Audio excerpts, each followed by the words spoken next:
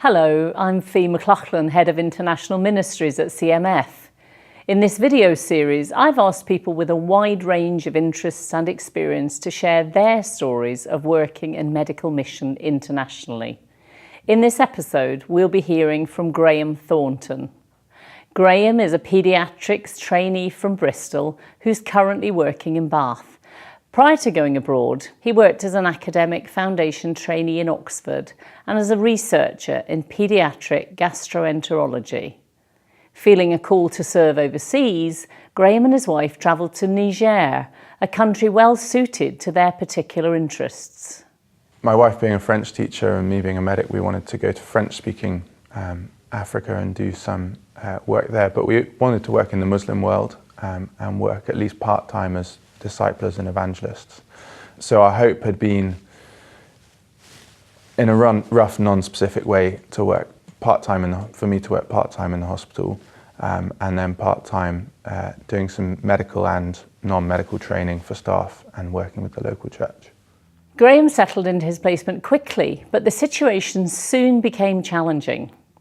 Though there were emotional and spiritual factors involved, the physical demands of the climate also took their toll.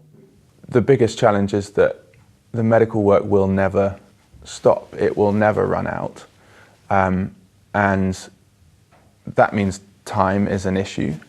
And then I think combined with that, different members of the team understandably had different attitudes to what you do with that fact. So it was quite tricky to work out how to balance our time when we very much believed that the church side of things and the evangelism side of things was important as well, and how to do that in a way that was fair to the others and respectful to the others.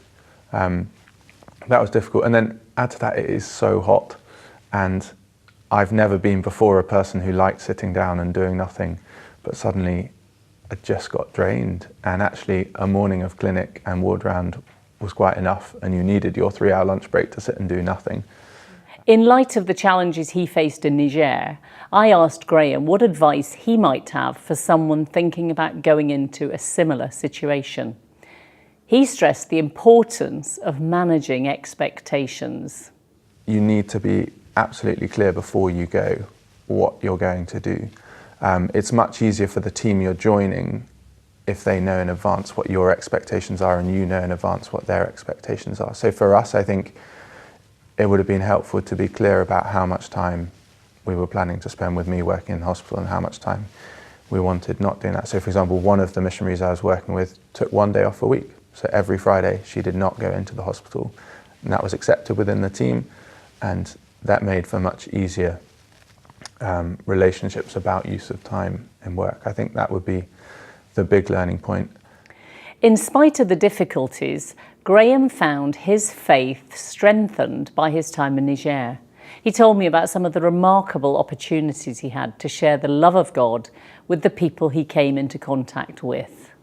I was working in a Christian hospital, an openly Christian hospital in what is a secular country officially, but 98% Muslim. In that kind of culture, being able to say to a mum, a grandmum, occasionally dads when they came, this child is valuable, this child matters to God, God loves this child, we love you, we love this child, we want to look after you, rather than as they saw it, this is a curse, this is a punishment. I've seen God work in ways that I will never see in this country, or I'm highly unlikely to see in this country.